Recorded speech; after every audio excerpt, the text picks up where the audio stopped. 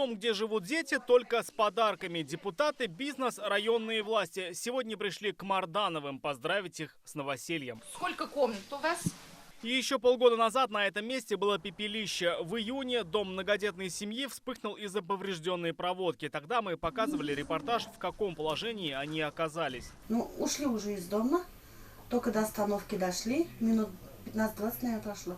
И соседка звонит, что у нас дом горит. Первую помощь оказали районные власти, затем в дело включились неравнодушные татарстанцы. Мы в последнее время очень много говорим о духовных ценностях, традиционных ценностях нашей страны. Вот здесь наглядный пример, что у нас в Татарстане о таких ценностях и помнят, и знают, и никогда не забывали. Пришла беда в дом.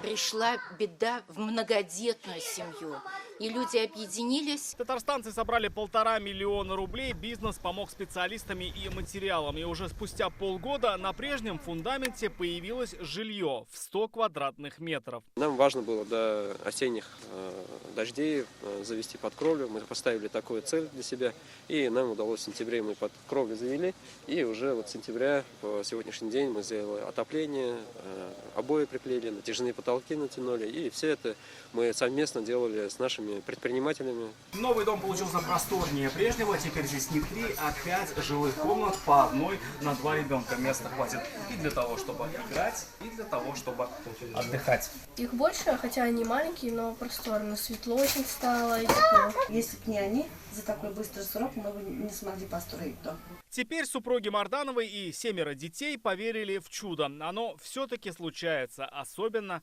под Новый год. Рамиль Шайдуль, Андрей Ключников, ТНВ, Зеленодольский район.